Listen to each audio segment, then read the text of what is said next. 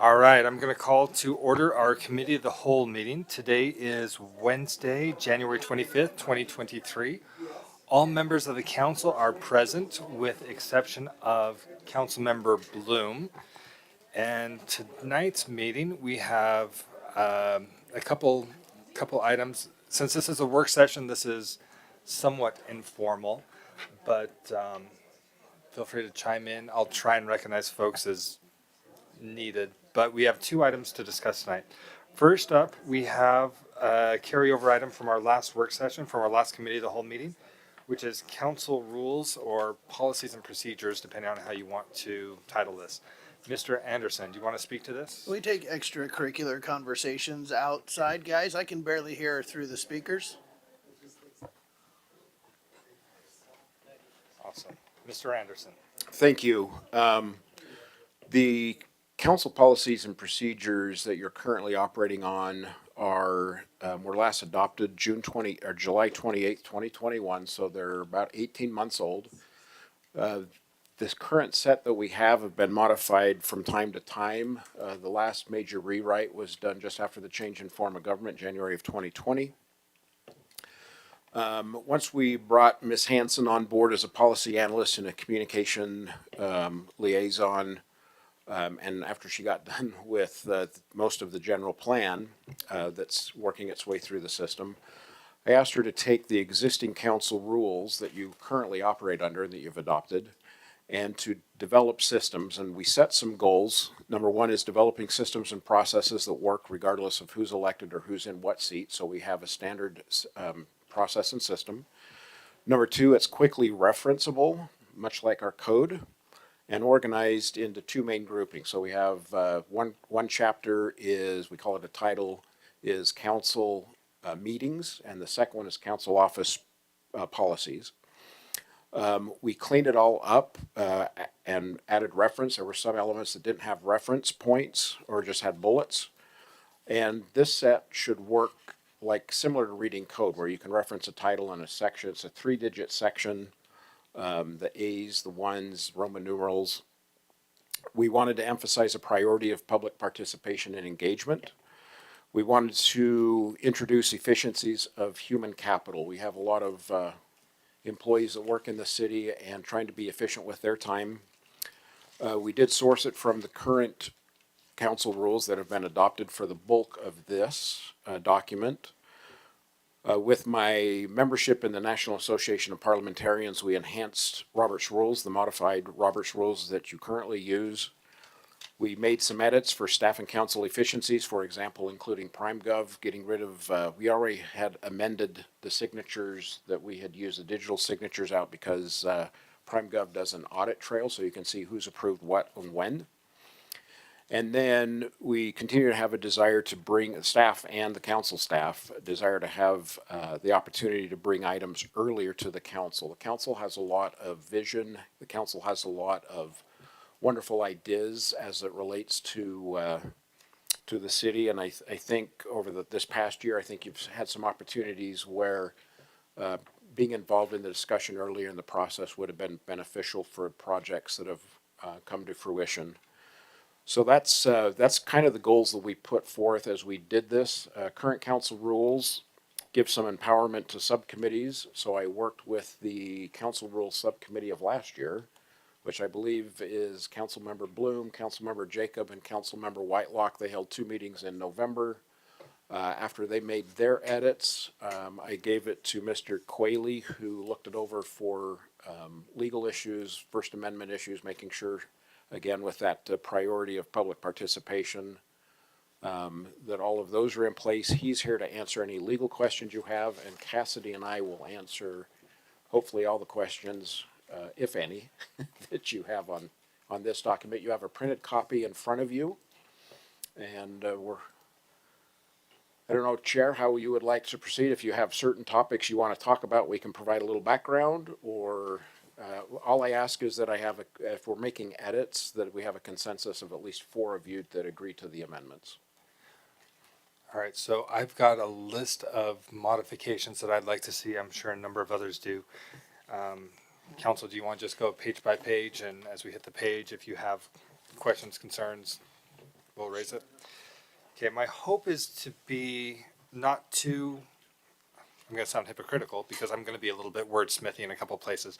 But I'm hoping to avoid that so that we can move through this and be more thematic and state the objective rather than focus on the specific verbiage. So we'll skip to the first page. Council Chair, can I ask one question? Fire away. Alan, I'm trying to find my copy from our meetings, and they're no longer, is that meeting no longer online? You mean you made some annotations on the, Prime Gov. it should still be in Prime Gov. None of the meetings have been deleted. The one that we had for our committee meeting? Our council committee meeting? The one that I showed and edited?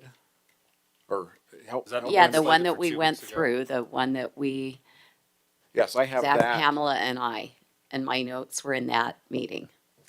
Let me look. I still have that copy, Okay, but if that was prior to Mr. Quayle looking through it. right, but his are just legal changes, so.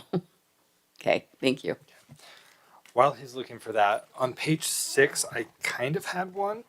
We're talking, this is where it says section 105, council subcommittee meetings. The council subcommittee shall conduct policy reviews. Now, the first thing that came to my mind was, this is page 6. The first thing that came to my mind was, if the subcommittee shall conduct policy reviews, does that preclude the council from doing that? And we're saying, oh, well, that's somebody else's job. But then you go on to the next page and it specifically says the council committee shall not speak on behalf of the entire council, prevent an item from coming to the council, make decisions that bind the council. So really what I wanted to see on this was the idea that the subcommittees are meant to assist the council. Personally, I would prefer that before something go to a subcommittee, it be brought to the council and the council says, do we want to take care of this ourselves as a committee of the whole, or do we want to send it on to the subcommittee? One example is, for example, budgets last year, the utility rates. We didn't use the subcommittee for that. The council retained that and handled that as committee of the whole. I want to make sure that that's in there. But at the same time, there may be things that come to land use committee that the rest of the council is not aware of. I want to make sure that the council sees and has transparency into what's going on with all the subcommittees. There's probably a couple different ways that that can be done.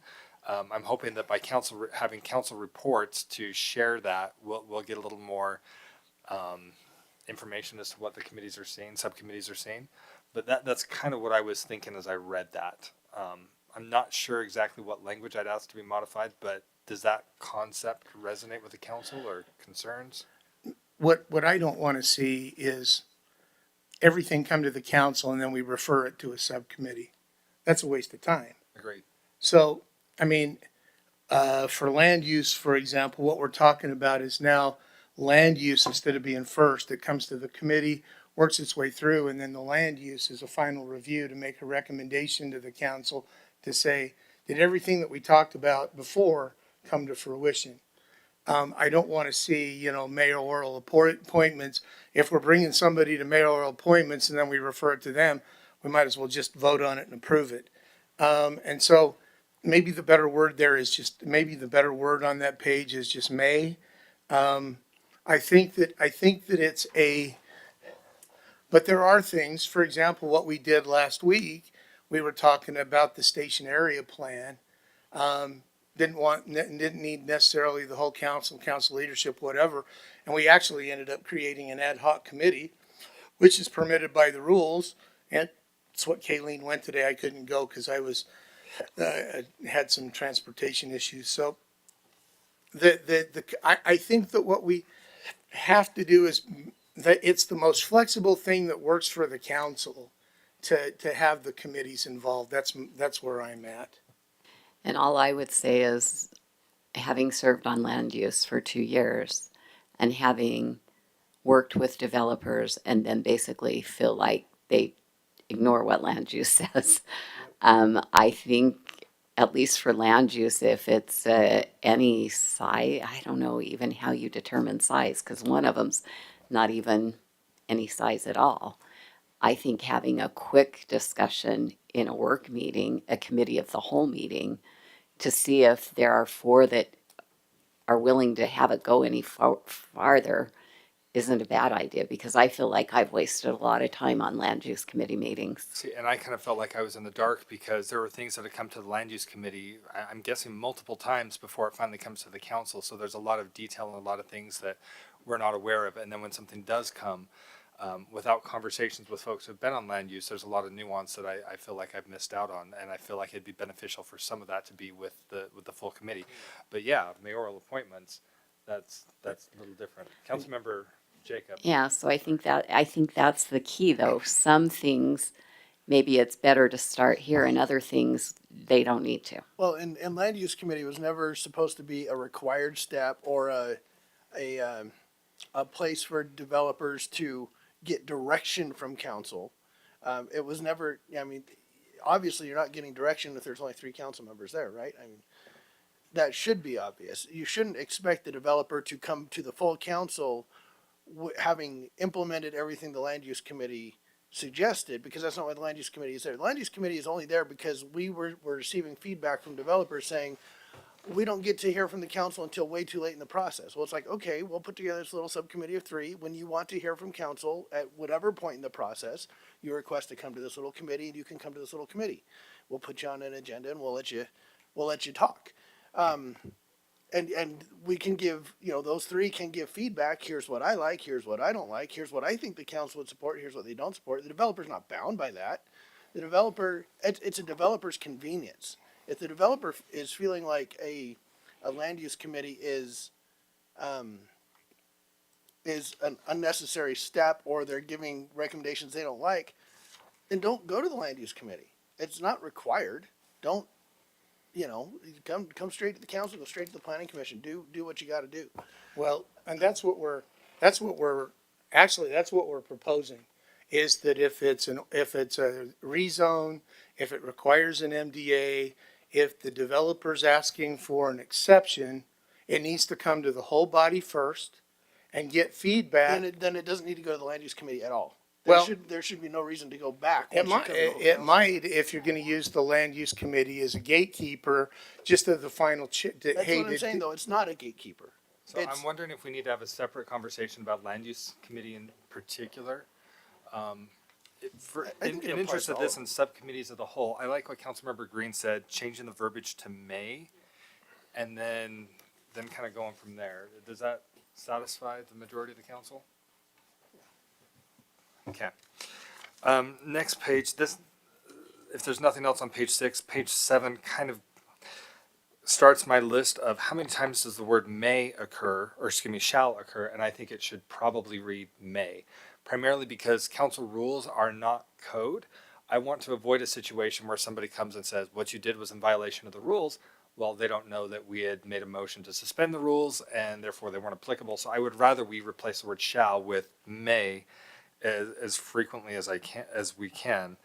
For example, because Robert's rules, this is page 7, middle of the page, under meeting procedure, part 2, meeting procedures.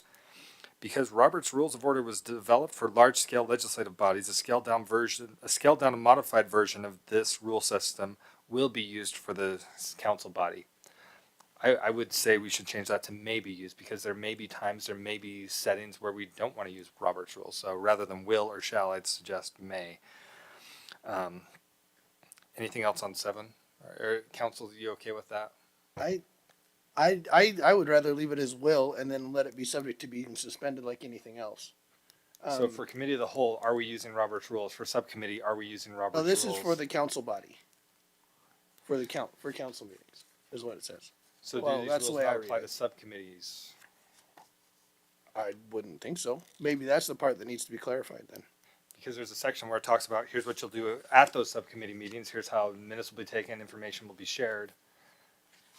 Yeah, that's not really a Robert's Rules question, though. That's I don't have a problem with changing it to may, because I think there's certain times where, well, and then if somebody starts speaking out of order and somebody says point of order, you can say, well, it's just a may.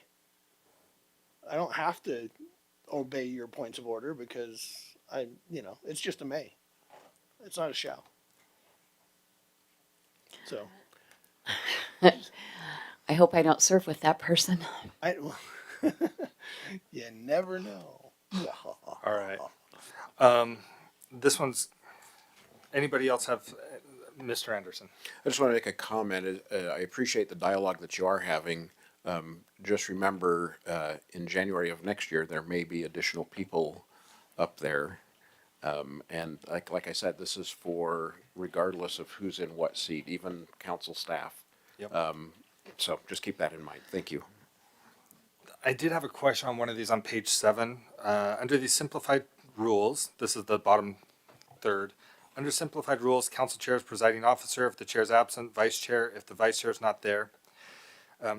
This is bullet number 2.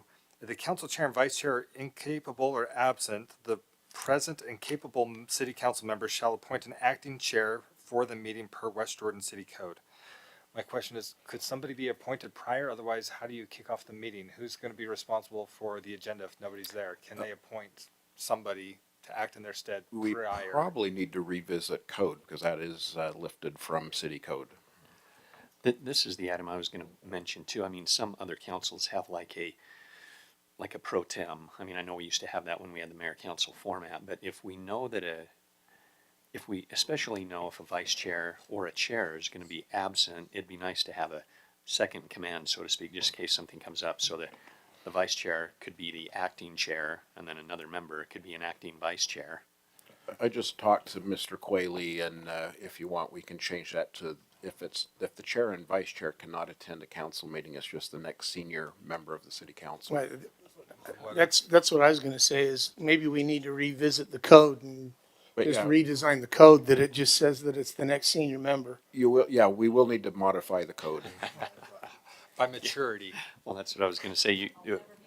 With our two, since we only have 2 election cycles, there could be multiple members who have seniority. So if we know that either one of the chair or vice chair are going to be absent, it might just be good to appoint someone just for I that think night. I This- think the this is the ordinance code. actually, the ordinance actually defines seniority by, if you're all take take it by the same day seniorities by alphabetical.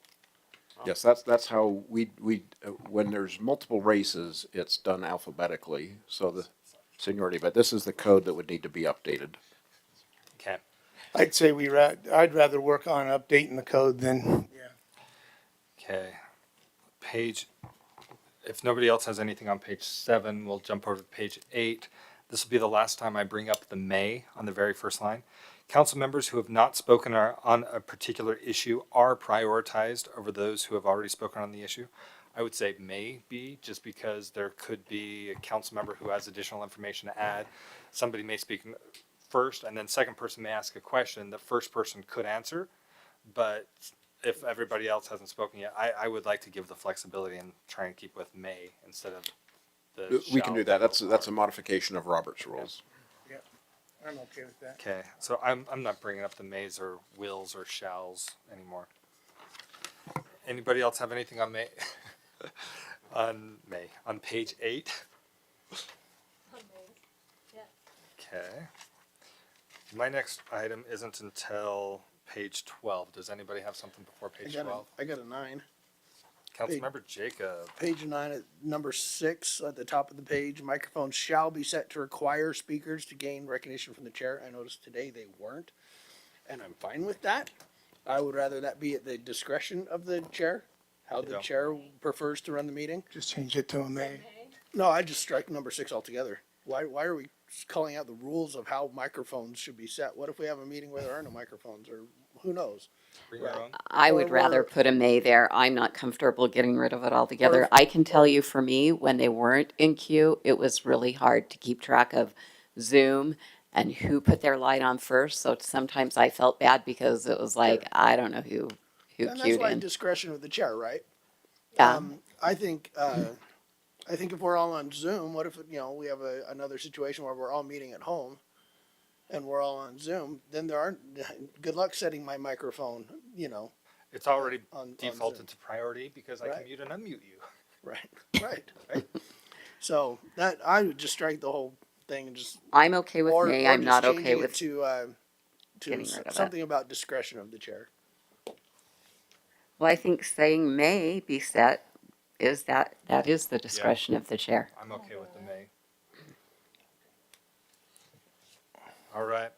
Anything else on 9, 10, 11 before 12? Hold on just a second.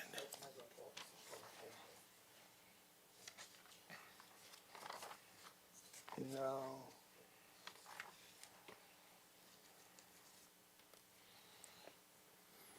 Okay. Councilmember Jacob. On 12? Yep. You want to do yours first? Sure, it might be after yours. Mine's so towards the bottom. so's mine. It's probably the same thing. Second to last paragraph? Nope, third to last paragraph. Section 1 under 301. Part 3, 301, section 1. I would just strike due to unforeseen circumstances at the end. Remote electronic attendance is encouraged when a council member's in-person attendance is not feasible due to unforeseen circumstances. However, if it's foreseen, we don't want you attending electronically. Wait a second. So just strike due to unforeseen circumstances, because I don't care if it's foreseen or unforeseen. If you're not going to be here, we'd like you to be here electronically. I'm okay with that. Yeah, and similar, I mean, that same section, we had had prior conversations that city council meetings were the expected attendance. Committee of the whole, if you didn't have anything there, or if you were already up to date on a subject that was being shared, attendance wouldn't be mandatory for that. But this clearly says that city council and committee of the whole, plus any special meetings.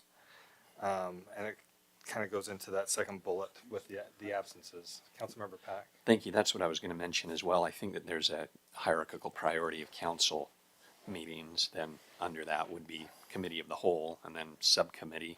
So I'd be in favor of changing that to be the two excused. There should be a separation of the excused absences for city council meetings versus committee of the whole or subcommittee meetings, just in my thought. Thoughts? I don't care. This rule is, or this specific section is kind of conflating two rules, and it should be broken out, right? What attendance is expected, and then whether it should be in person or remote is two different issues. The issue that Councilmember Pack just brought up is totally appropriate, right? We're expected to attend as reasonably practical all the meetings. You know, I don't know. I don't want to say anything's optional, but I don't want to say everything's optional. It's a weird, muddy thing. I think just starting with in-person attendance of council members at meetings is preferred, and just strike that first part. I mean, I don't know. I don't know. Anyway. Because in the past we've had, well, let's say we have a lot of extra budget meetings that are committee of the whole meetings, and other. Of course, every meeting is important, but at least in my mind, there's a definite hierarchy of city council meeting the 2 times a month versus a committee of the whole meeting. I know because it's committee of the whole, every member should be present ideally at the committee of the whole, but that's not a bona fide regularly convened city council meeting. It's a different type of meeting. So I'd be in favor of having there be a distinction on that second to the last paragraph where we're just talking about and whether it's 2 excused absences, 3, 4, I'm not necessarily harping over the number as so much as trying to assert that there's a difference in a city council meeting versus a subcommittee meeting or a committee of the whole meeting. So what if it said calendar somewhere in there, calendared city council meetings? Because that's the calendar we vote on. And other meetings are added. And that doesn't have all our subcommittees We and have a stuff. resolution to modify the calendar when we add stuff. I'm flashing back to last year where at a council meeting we decided, we do need to meet a week from now, and if I've already got business travel booked, now am I going to be... Well, I guess the other part kind of goes on to number 2, though. We talked about excused and unexcused absences. How do those matter? What do those do? There used to be this section that talked about options for reprimand or withholding of pay for council members. How does excused and unexcused really play out now? I didn't notice that. Except for line number 2, because there's something in state statute that allows us to take action if somebody misses too many meetings. But honestly, I don't care. I, this section of the council rules to me, means nothing. We were elected by the citizens to show up to meetings. If you don't want to show up to a meeting, that's great. The electorate's going to see it, and that's how you're held accountable. That's, So in a lot of ways, I'm not even sure that this section of the rules is even necessary, because people are going to notice and people are going to make comments, and that's what elections are for. And so honestly, we're arguing over some semantics that at the end of the day doesn't matter, because we're going to be held accountable by the electorate. that's And right. so in my mind, I just assume strike number two. I just assume strike number one and leave number three, just so that the council knows that there's going to be an absence. And I don't even care if we keep number two. We don't have it in our rules now. I think these were created for One specific And- circumstance. an issue that occurred. Circumstance H. And it only says May. So for me, it says May. That doesn't, so unless there's an issue, we do nothing. So for me, I don't I care. just think we just keep it because it is based on extreme behavior of absences. It's not somebody has a death in the family or someone has a medical issue and we've communicated that to each other. It's more of if somebody has a repeated problem of not showing up and communicating, then that's when action is taken. I want to weigh on in this one a little bit more, but before I do, Councilmember Pat, Councilmember Jacob, do you want to? No, I'm just in Go ahead. agreement with Councilmember Pack. Nobody else on the dais voted for me to be here. Now I voted for some of you, but nobody here voted for me, because none of the at-large, well, Pamela does now, but the other two at-large don't live in my district. So I'm not accountable to you. With all due respect, love you, appreciate you. Thanks for being here. And we don't have to worry about you being accountable to us, and I'm grateful. Ooh, So those fighting words. But on the other, but Kelvin makes the exact right point, is that we are accountable to the people that put us here. And if we suck at doing our jobs, they will not let us keep them. And I'm in full agreement with Kelvin on this. I think some of this section, because it does go on to the next page, is just a way of conducting meetings, electronically versus in person and stuff like that. And I think that stuff needs to stay. But I think, yeah, this high school rules probably doesn't need to stay. all right, Councilmember Pack, real quick, so we can move Sure, on, we'll and then just I'll make it real chime in. quick. Right, I agree. Thank you for what's been mentioned, that it's good to have this in there so that there are some teeth if a situation does arise that would necessitate having to enact this. But really, when it's the may, that's different than as in the same section on page 13 on number 5, shall. The reason I would talk about number 5 on page 13 is I know that there have been times when council members want to fulfill their duty to attend a meeting. They have COVID or they're sick or they're injured. I've heard they don't feel great. They feel that they don't look great, but they can at least listen in and be in bed, and they might not want the camera on the whole time. So there might be some provision there as well to be understand. The problem, and I was going to go to 13.5. Can we pause on that, because that's my next section too, before we Okay. get on that. So first of all, the first part of section 3, I like the idea of getting rid of most of it. I would suggest maybe we have the rules committee review those bullets number 1, 2, and 3. The issue that I'm trying to resolve in my mind is, what do we do with that particular scenario that we encountered on the council, where you have somebody who has been repeatedly absent, multiple consecutive meetings, and in my mind, consecutive meetings is one of the keys there.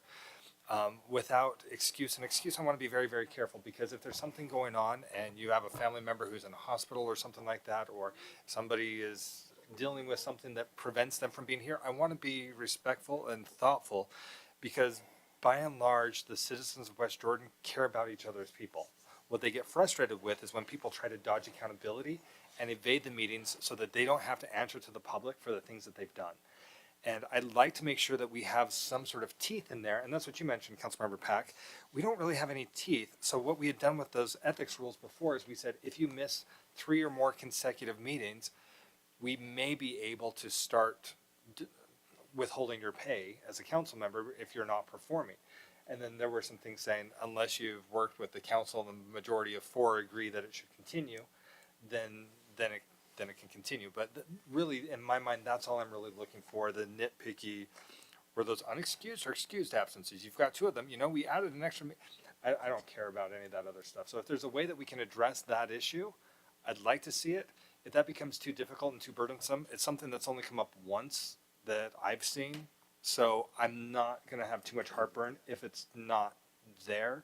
Although whoever is on the council, should something like that happen again, they will experience some heartburn. So it's lower on my priority list. So temporarily lift 1, 2, and 3 for revision. I'm in favor of lifting it. I don't think it's fine the way it is. I don't think it's fine the way it is. And Well, it already came to Rules Committee actually, and that wasn't taken out then. I'm fine removing due to unforeseen circumstances. And if we want to alter each council member, if a council member has too many absences, the city council may take action regarding attendance, something, if we want to get rid of the nitpicky. But I think having something there is beneficial, and I don't want to just scrap it all. Rules Committee want to have a shot at it and then bring it back when we have. I honestly don't have the paper, and I don't remember who's Rules Committee again. I will look. Council Chair, can I just State Code 10-3-505, compelling attendance at meetings of legislative body, simply reads, the legislative body of a municipality may compel the attendance of its own members at its meetings and provide penalties it considers necessary for the failure to comply with an exercise of authority to compel attendance. So you can define it however you want to define it. State law permits it. Mr. Quayle just provided that to me. Yeah, we had some long conversations about that one. Actually, Chair, says may. the Rules Committee is, council rules are Pamela, Chris, and Zach. Sweet. Let's do it. Okay. All right. Now on to page 13, 456. Councilmember Pack was talking about having the camera turned on. I like encouraging. Councilmember Green had commented there are some LUDMA requirements. So that's what I was going to, not Ludma, OTMA. Some acronym. OTMA requires us to have a rule in place, and that's why this needs to actually be modified a little bit. OTMA requires us to have a rule in place that when we're holding an electronic meeting, how we determine what a quorum is. And what we did before when we did this was we just said having the camera turned on meant that you were part of the meeting, and that would give you the quorum. If you turn your camera off, that's like getting up and leaving and going someplace off the dais. And if we all got up at the same time, we wouldn't have a quorum. So that's why I think it's important. We have got to have a rule that helps us define what the quorum is for state code. If I may provide a commentary to this briefly, there was one meeting last year where, and I think it was the legislative meeting. And what I remember is Councilmember Pack was participating remotely, and he was the 4th member that made that body. And Rob Wall, who was the city attorney, had advised me to text him and have him leave his camera on so that there was a quorum present for that meeting. So for me, if you want to modify it, it's great to modify it, but if there's only 4 of you, I think the camera needs to be on. Yeah, I'd like a little more clarification from legal, because in the past when we did meetings telephonically, there wasn't cameras weren't there. Additionally, Just so I can jump in, OTMA was only changed last year, wasn't it, Dave? yeah, It was last OTMA session. that was changed last year to specifically say we have to have a rule to determine quorum. So the corollary would be, does that mean the chair must have Zoom up and have all members visible? Because we would need that corresponding rule that they have to be able to see the person's video, or who is it that's monitoring the video? Because the public can't see the video of the council members that are remote. And if the chair doesn't have Zoom running, somebody else does. Also, what happens to a meeting then if there's only 4 and the chair can't see that, if that's something only the council office can see? So I think some clarification of what the legal requirement is might be helpful. And I'm fine with having the camera turned on. I'm just trying to think of circumstances where we've had city council members who have been ill or sick or traveling. And Well, this kind of goes on to number 6 on there, where if bandwidth or other issues prevent a council member from maintaining a stable remote connection, is that an out to the first one? Because I've been in hotels where you don't have great bandwidth. Or what if there are environmental concerns? For example, you're in the hospital with a family member and taking the meeting from there, and probably shouldn't have the video going. So kind of 5 and 6 kind of go together. And I don't want to use too much time tonight, but that's what I'm considering with. sure, right, exactly. Ideal practice, keep it on. I'm just trying to say, ooh, if there's a shall there, since you're talking about shall and may, I think I teach online college classes, and I do make it mandatory for the students to have their camera on and participate to get the participation points, because as you mentioned, you don't really know if they're there or not.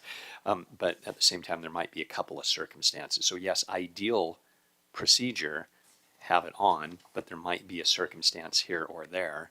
But if there were a circumstance that makes it not have a quorum, then the meeting gets adjourned because we can't do You anything. just So can't do we take need- any action. Yeah, so maybe we have to distinguish quorum versus voting ability. All right, I do want to keep moving on, so we'll bring that back. I only want to give maybe about 5 to 8 more minutes to council rules before we go on to the next item. So I would ask, are there any what hot items do you have from here on, Councilmember Green? Page 14, number 3, under 305 electronic meetings, it says a city council meeting is not considered an electronic meeting if there are 4 council members present at an anchor meeting location. Is that consistent with OTMA?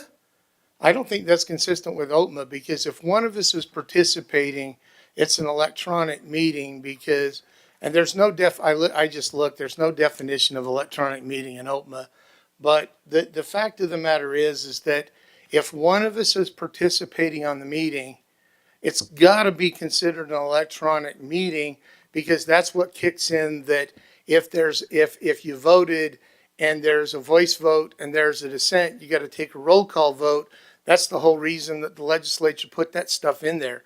So I think we have to take a look at number 3 on 14 and make sure that we're in compliance with OTMA. So I won't spend any more time on that, but let's take a look at that and get a legal opinion on 13. Okay. While we're right there on 14, one of the things that was driving me nuts: turn off audible notification features of cellular telephones, tablets, computers, or other communication devices. Well, we didn't call out watches. If we're doing a catch-all of other communication devices, can we just say communication devices and call it good? Sure.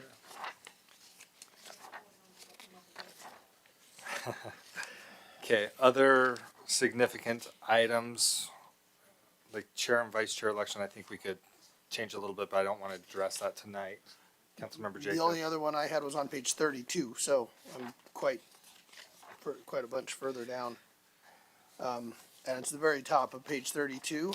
I appreciate the sentiment behind this, but I don't want to have a blanket prohibition when there may be a circumstance that comes up that we do want to weigh in on that may be of national, significance. I would like to still have the option. I would like the council to just, if it doesn't pass, it doesn't pass. But I don't want to forbid it from being brought up. So this is not a will or a shall or a may. So, It says will not. It does, sorry. So rather than saying may on this, I had crossed this out and said, national and international matters and discourages resolutions that distract from nonpartisan local control of West Jordan. My preference would be to strike it, but I may be in the minority there. I would just strike the whole section. So I'm okay leaving it here saying we discourage it, seeing what some other cities have thrown out on their agendas in years past. My thought was to add a section, add a statement saying that if it's an item deemed to be controversial, it requires additional council members to place it on the agenda. Rather than being able to put something on with just 2 council members, require 3 or potentially 4 if it's something that's deviates significantly from the general work of the city. And the example that I'm thinking of is when we had 2 council members that knew something was going to fail, but they put on the agenda a, what's that word? Admonishment or censure. Censure. They wanted to censure another council member. They knew it wouldn't go anywhere, but they put it on the agenda, it raised a lot of ire, raised a lot of noise in the press when they saw that, and then they just pulled the item because they knew it Actually, wouldn't pass. that was voted on. It was 3-3 and it failed. I was Not there. the one Oh. I'm thinking of. This was The issue H failed 3-3. regarding Councilmember S. No, H. I'm okay if we put discourages, but I'm not in favor of I removing was on it. the council for that one. Chair, if I may ask for a little bit of clarity, is it the chair and vice chair that would determine if an item is controversial or not, or is it with legal or council staff? What's that threshold? That seems very subjective to me, controversial. To be decided sometime other than 8:20 after a relatively long meeting.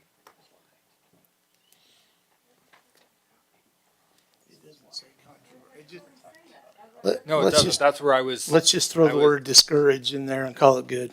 Yeah, that's where I was saying this is something extra that I was suggesting.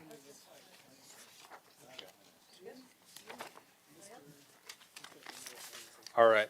Anything else in rules that? I just have one further comment, and I'm wondering, when you get to page 36 and 37, there's all the motions that are actually and it's summarized, and blue is required. We don't have blue right now.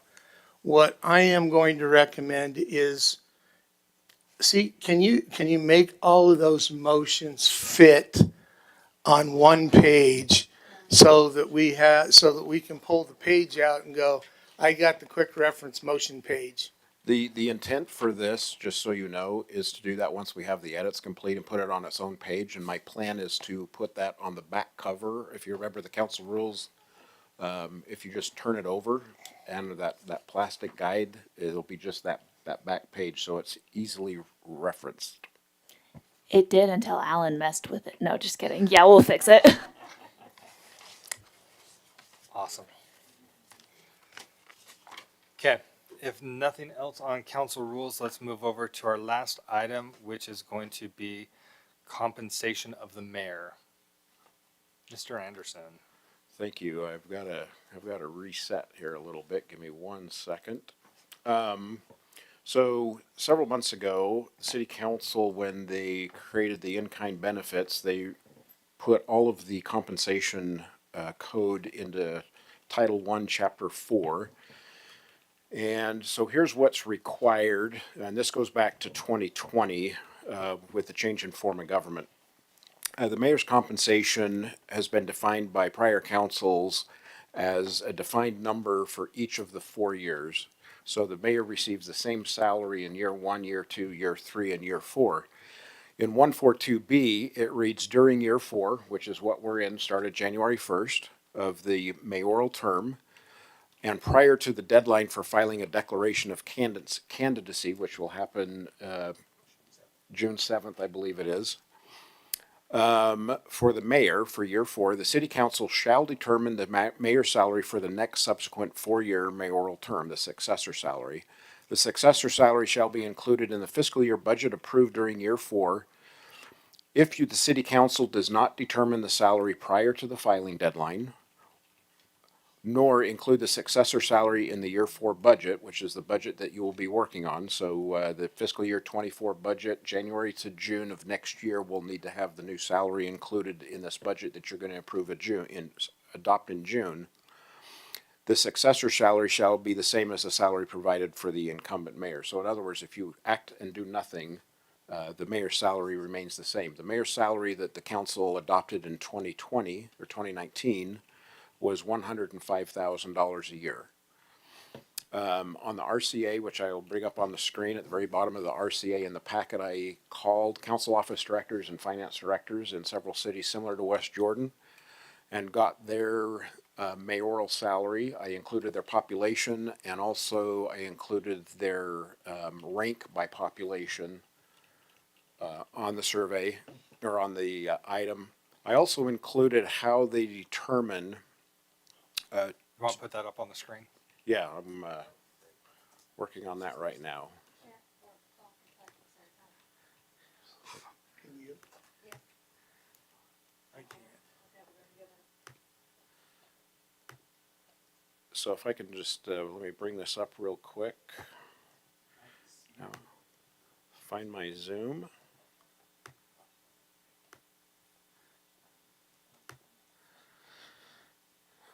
Thank you for your patience.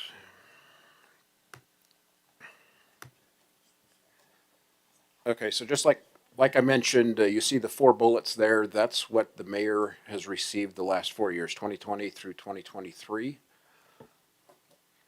The new mayor will take office January 1st, 2024, and that's what you're deciding. So let me scroll down. So I ranked these alphabetically, so there's no preconceived anything. So we start with Murray. Their population is 50,000. They're 15th largest city in the state of Utah. The mayor's salary this year is $130,624. The council, or what they do is they do COLA adjustments each year through the budget process, and that may be approved by the council each year. Ogden, 87,000, 8th ranked city. They're 136,440.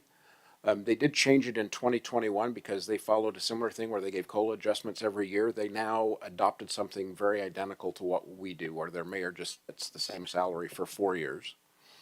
Provo at 115,000 residents. That's our nearest complementary city at 4th largest. Their mayor is paid $130,000 a year. They have an elected officials compensation commission that meets every 4 years and makes decisions for the mayor and council members. But the mayor keeps the same salary for 4 years of their term. Salt Lake City at 200,000 residents, largest city in Utah. Their mayor is $160,064. It's adjusted annually as part of the budget process and may be approved by the council through the budget. Sandy at 96,000 is the 6th largest city. Their mayor, this one's actually unique because the mayor is actually a grade within the salary schedule. So the mayor can be paid anywhere from $126,000 to $152,000. It's adjusted each year as part of the budget process, may be approved by the council. Taylorsville, 13th largest city, 60,000. Their mayor salary is $109,791. It's adjusted each year as part of the budget process and may be approved by the council. And then you have West Jordan, 116,000, 3rd largest city. The mayor's salary is currently $105,000, and it by code is reviewed and may be approved by the council every 4 years. May I add 2 to yours? You may. St. George. West Jordan is 32.33 square miles. St. George is 64.9 square miles. And their population is 99,958,000. And their mayoral compensation is $51,615.34. What's their form of government, though? Is it? You know what I've gleaned? Our mayor and South Jordan's mayor, as far as the time spent, seems about the same. And our form of government is different. So I don't think form of government necessarily equates to the work the mayor's doing. Governor Cox, just for information, Governor Cox, his salary is $179,210 and a penny. Just additional information for thought. Governor set by statute. And I would not support paying our mayor as much as the governor. Just, for reference. The principle that I would go by, it's kind of interesting because we can't, the competitive stuff is interesting, but irrelevant, kind of, because you can't decide, well, I'm going to go run for mayor in Sandy because it pays more. You don't get to do that. You got to live in Sandy. And if you live in Sandy, you can't run for mayor in West Jordan. It is an interesting exercise, and it's nice that, our mayors can decide whether or not to be jealous of other mayors, determine how much they make. I would say that it's more due to the kind of person we want to be mayor, because in our form of government, I think it does matter, because our mayor is the hirer and firer of the executive branch of the staff. And Mayor Ramsey, for all her awesomeness, and she is awesome, and she is woefully underpaid, probably, for what she does for South Jordan, is not the hirer and firer of staff. She is one voice out of a council who gets to hire and fire one person. And that person is making a lot more than she is, which somewhat stands to reason. I think as a chief executive, we want somebody who's an executive who can recognize talent, hire and fire, help set policy, help create agendas, set agendas, that kind of thing. I think we want somebody who's worth at least $105,000. I wanted somebody who's worth $105,000 4 years ago. As we know, 4 years ago, $105,000 was worth a lot more than it is right now. So, I'd probably be looking at 115, 120, something like that, to just keep up. 105 and 2 dozen eggs. Yeah. Yes. Oh, and 3 dozen eggs, and a quart of 2x4s. Is that still a thing, or does that come back down? or at least a truckload of 2x4s, right? Another thing that I want to add is, and this is my own opinion, and now that I think back, I think someone sitting up here may have been one of those people, so there is no offense. But I felt Melissa Johnson was an amazing mayor. I thought she did a great job. But when she left, she felt the mayor's salary needed to be raised exponentially, and so it was. And the idea behind it and what we heard was then we'll get these higher quality candidates. I went to that Meet the Candidates. We got a lot more candidates, but I didn't feel that what we got was, I don't feel the candidates that came out were necessarily there for the right reasons, and that the quality of the candidates I wasn't that impressed with. So I don't think it necessarily equates to that. Do I feel like we should compensate our mayor fairly? Yes, but I think that we need to also consider what the residents in West Jordan make, and I believe it was around 93,000 that Tawny expressed, and that's usually 2 incomes bringing that in for I don't remember if that was the median or average, I don't recall, but I think we need to be cognizant of that as well when we're looking at this. And I think that that's probably all I have to contribute. So clearly I wouldn't be supportive of some huge raise. See, go ahead. I'll be very short. I would just like to change it so we're not doing it in an election year. Maybe it's done in the mid-election, simply because that whole point of you put more money out there and maybe people will run that wouldn't typically run. And that was huge. And of course that was a difference, but I don't know, maybe look at it in the mid versus at an election year. But we're stuck with what we're stuck right now, which is to do it now. I'm with Zach. I think someplace around 112, 115, I would be okay with. I'm just wondering I'll bet you if we went down the row and threw out a number and threw out the high, threw out the low, and averaged everything else, I'll bet you we'd come up with a number that we could probably live with. But that's just a thought, so.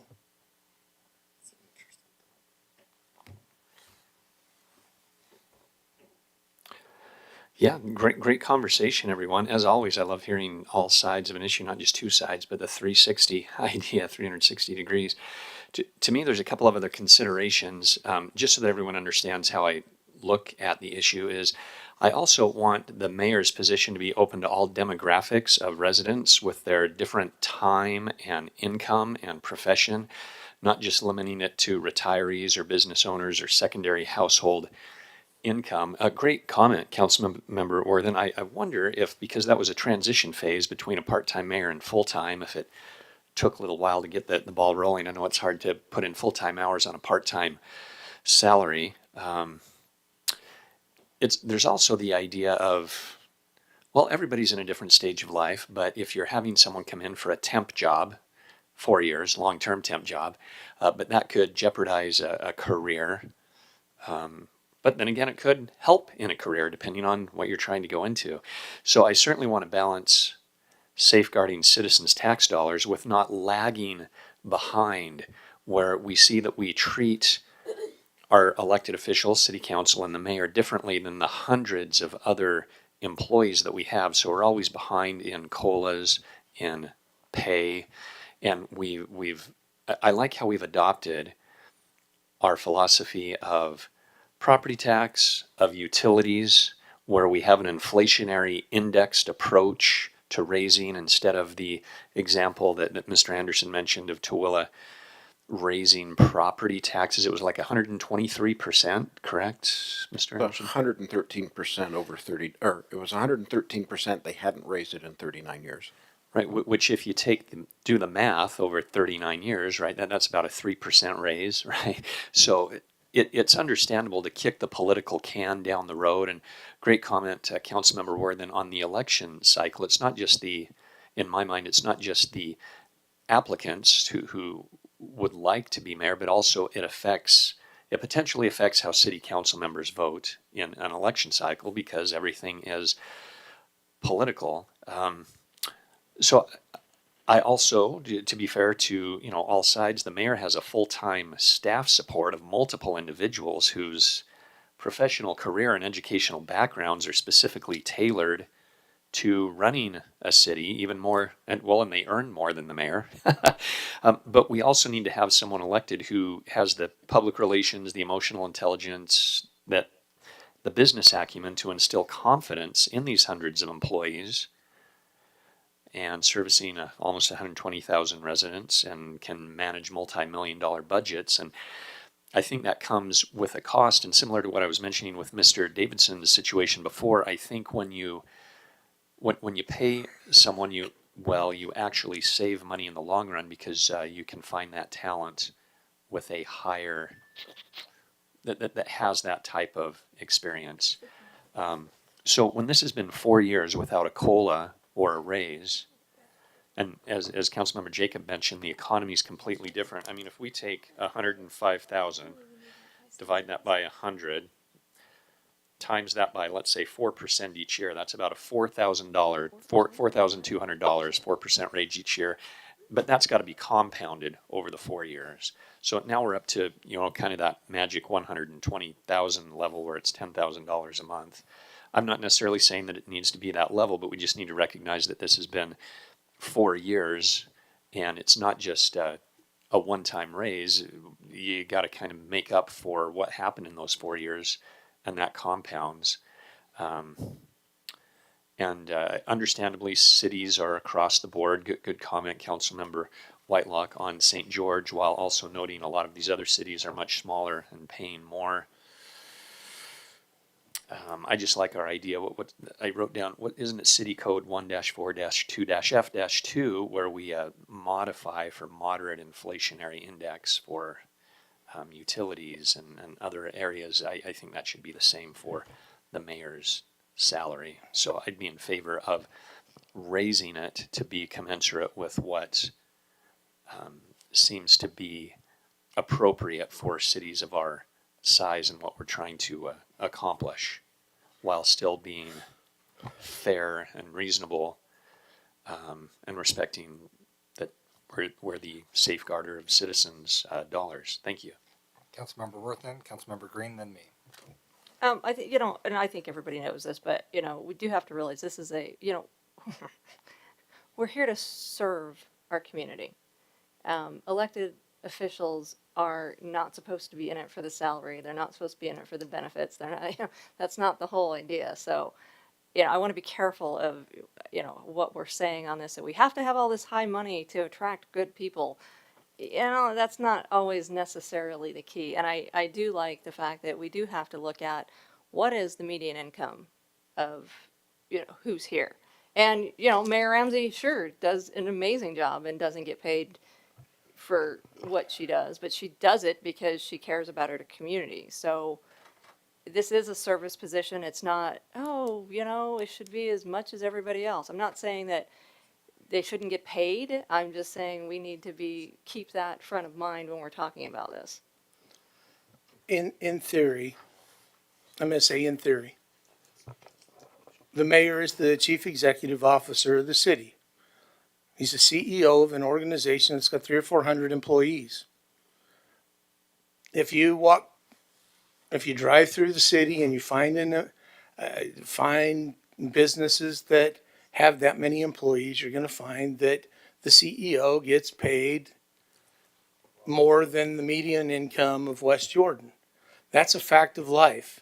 Now, I'm not discounting the fact that we have to guard the taxpayers' money, but if we made the mayor's salary $40,000 a year, we're going to get 40 people to run for mayor, and we're going to get a whole lot of people that have no business running West Jordan City.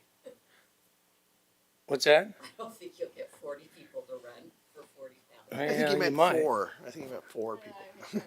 But at the end of the day, we have to have a balance. It has to be enough that we can pay a CEO of an organization a respectable amount of money to make decisions that the mayor needs to make. On the other hand, we need to balance that with taxpayer money. I am not in favor of just saying what was the rate of inflation and compound it. If we wanted to because at some point in time, and Ogden found that out, you keep raising that based on inflation, and pretty soon, how do you cut the salary back? Because the salary keeps going up, and it'll go up every year without any control. And so the way that we're doing it, you notice that Ogden went a different way. Some of the other cities do it based as annually as part of the budget. I like the fact that we set it every 4 years. It sends a message to say, you want to be mayor of West Jordan, this is what your pay is going to be. Take it or leave it. But it needs to be enough that we can get some competent people running for mayor, but not enough to break the bank. So that's where I'm at. All right, so my thoughts, I want to make sure that we offer compensation that's fair for the job that's being required.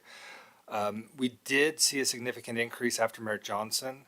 That was interesting though, because technically at that time it was still, I'm trying to remember if that was still a part-time mayor, if that went to full-time at that point.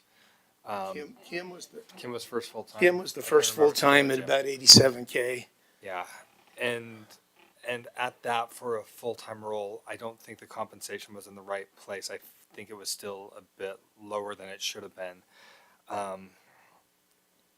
The higher the compensation, yeah, you draw out more applicants, but with other jobs that pay similar, you have recruiters and resume screeners making sure that you're only seeing the best. We don't have that. The public gets to see everyone. So even those who are going because, hey, there's a big paycheck out there, the public has to sift through all of them. So yeah, we're going to see more candidates no matter what when we offer a higher level of compensation.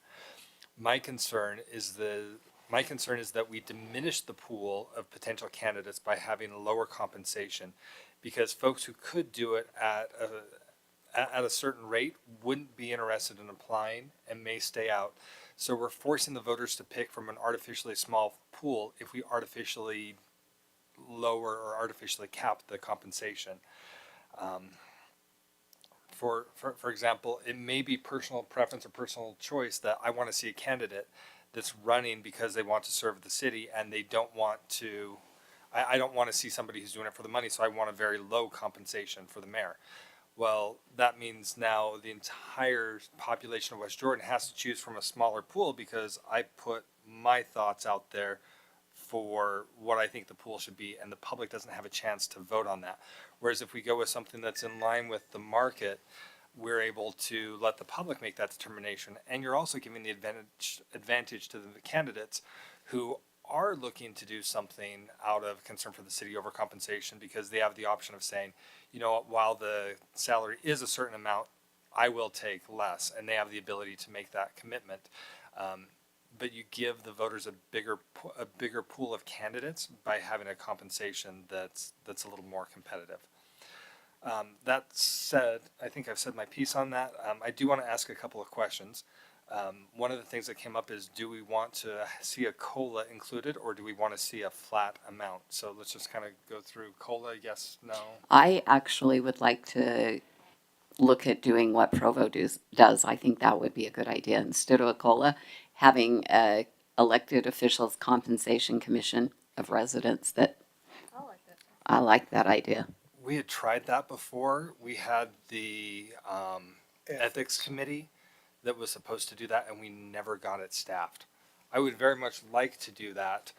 I don't know that we have time to do that before we need to make a determination. Make membership compulsory. You know, we assign these 15 residents and you must do it, like jury duty.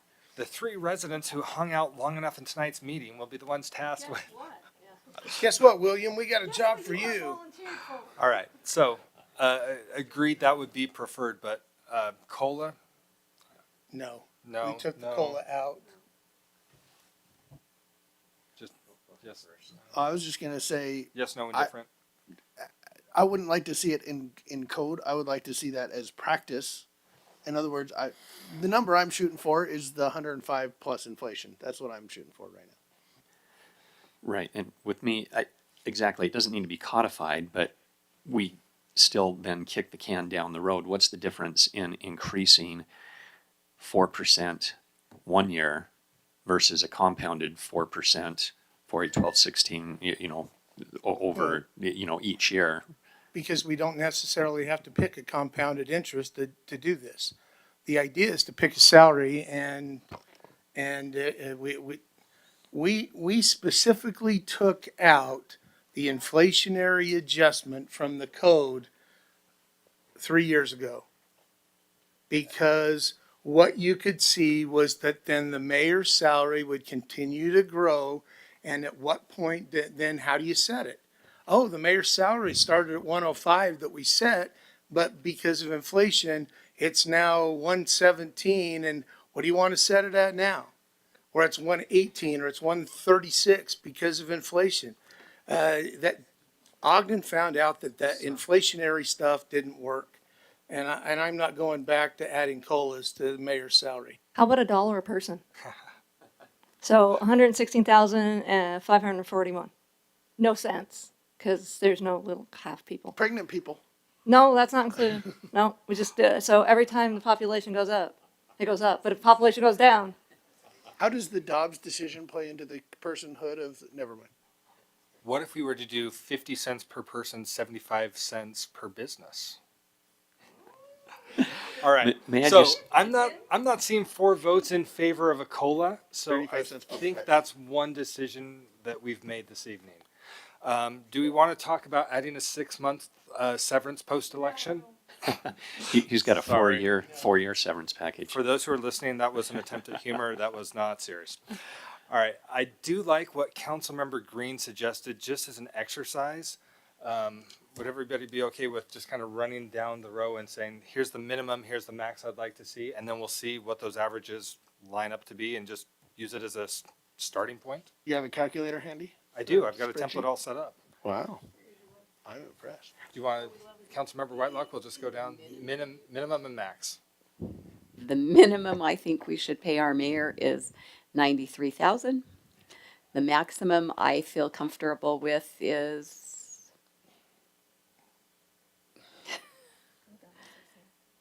okay, I'll go with 116.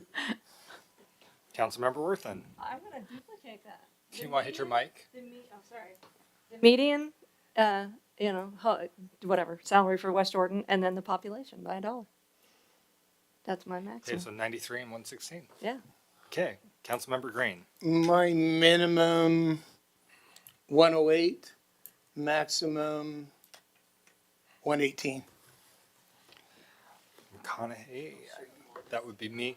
Personally, for me, I think 120 to 130 would be reasonable and fair. So I will punch in 120 to 130. Councilmember Pack. Thank you. Interesting concept, Councilmember Worthen, on the per resident. If you look at the population projection, I think we'd get really out of hand. You might not like that. It, in a it would couple work years. right now. It would work right now. So how about instead of high-low, can I say the median? 120 is what I'd like to see. I will put in You 120 have as to both your play high the and your low. game. Oh, We okay. played the High and game. low. Okay, how Yeah, about, 120 for high and low. 119 to 121. no, good point. Don't want to buck the system.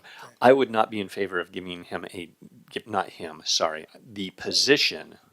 position Him or her. of mayor, him or her, not talking specifically Or about otherwise. Mayor Burton. Any person in that office, I wouldn't want to give a decrease from 4 years ago with the economic environment. So I would say 115 to 130. And Councilmember Jacob. So for me, the minimum is based on inflation, and I punched it into an inflation calculator. $105,000 in 2018 when we decided that, or that was 2019. But this only goes to 2022, so I'm backing it up an extra year. 105,000 is now 122,370, so I'm going to put 122 as the minimum, and I'll go, 135 is the maximum. All right, so that puts the median for Councilmember Whitelock at 104,500, for Councilmember Worthen at 104,500, Councilmember Green at 113, myself at 125, Pack at 122,500, Jacob at 128,500. So the average of the averages, $116,333.30. That's the average. That's the average of the median. The average. by the- Yeah, the average of the averages. What about throwing out the top and the bottom and then averaging, like you Yeah, mentioned do before? the mean, the median, and the mode. Do you want to take a 3-minute recess for that one? Oh, actually, me too. I just delete. Actually, one, Eyeball and delete it. you know what, 116.5 is not a bad number. Because there is a difference between the mean, the median, the mode. Oh, let's, So, because an extremely low or an extremely high can skew. we're doing this as an exercise to see if we can come up with a number we like, not whether we've got a technical mean, median, or average, but you know what, 116 works for me. If we're coming in that close, I think it does send a symbolic message with the population matching the compensation. I don't necessarily want to continue with that, but for now, I think that's kind of cool. It's like when you give your kid a name and their initials spell their first name, it's kind of along those same lines. Do we know what the population was 4 years ago? Just as Clint does. well. No, I'm trying to predict the future a little bit. In 4 years, if that number is 130,000, you gonna be comfortable at 130,000, or not? We don't know who will be sitting in these seats in 4 years. Does the mayor have to sign off Assuming. on census That- this is true. projections by our GIS department, or is that completely independent? All right, so I know we're not making any formal decisions, but is there a reasonable amount of comfort starting at having it about 116, targeting 116? Alan, I feel it's too low. Me too. Type A personality, 120 even. 10,000 a month. Either 4 of us are 116. Alan, do you have what you need? What we have to do is, I'm going to jump in for Alan, what we're going to have to do to meet some things that the city administrator's offices needs is we're going to need to create a resolution that sets that number, and then we need to pass that resolution. Obviously, it's a resolution. The mayor can't veto that one. We would set the resolution that would make sure that it's set for the budget. So when they prepare the budget, that it's accurate and that we don't mess with this as we go into the budget season. Did I sum that up right, Corbin? Would you say that with a microphone on? Yes, you summed it up correctly. Okay. So Alan, do you have what you need to proceed with this? Yeah, I just want to make sure, you're saying the population number of 116,541 or 116 even, I guess would be my, There may be a little bit of debate when we get there, but as a starting point for the resolution, 116 seems. okay. I will prepare a resolution for 116. All right. That is the last item we have for this meeting. Move to adjourn. We have a motion by Councilmember Green, a second by Councilmember Worthen, and all in favor? Aye. Oh, Motion to reconsider. before we adjourn, I know this isn't parliamentary procedure, correct parliamentary procedure, but this is the last meeting for Mr. David Quayle. And before we adjourn, I do want to take a moment to express appreciation for what he's done and for the work that he's provided to the city. There are many, many hours, many, many questions that he's helped resolve, many things he's done behind the scenes that the average citizens have no visibility into, the value he's provided to our city. He has our incredible thanks. A little bit of disappointment that he's going to Salt Lake City. However, what we've seen is many things hit Salt Lake City before we hit the other municipalities. So he'll still be in a position to help and serve the residents of the city in his new role, which is phenomenal. And if Salt Lake City does have to have somebody else over there, I'm thrilled to have it be Mr. Quayle. Councilmember Green. Oh, sorry, I didn't take my light off, but yeah, I would echo those comments. Nice job. Thank you for all that you've done and for any of the questions you've answered for me. I appreciate it. Best And they've wishes in been your new several. adventure. Mr. Lee, you've worked with him more directly than most of us. Would you like a moment or two? No, because I'm kind of struggling for words. We will. You see how much Dave helps and how much Dave serves and supports our community in your roles, but internally it's tenfold. He's been incredibly helpful on so many challenging, critical issues on a state level, issues internally dealing with human resources, and especially complicated law enforcement issues. He's kept the city out of trouble, and he has saved the taxpayers of West Jordan millions of dollars in good legal strategy and good legal practices. We are going to miss him tremendously. He's a dear friend. We would have liked him to, we think he'll be a great city attorney someday. I hope that's in West Jordan. If it's not, I hope the community serves knows how good an attorney they're getting. So we're really going to miss him. I would note for the record that the council did not have an opportunity to accept or decline his resignation. Had that been a matter the council was able to decide, we probably wouldn't have been having this commentary now. We would have preferred to have kept you. But thank you for your service. And let's try that vote one more time. All in favor of adjourning? Aye. Aye. Any opposed? We stand adjourned.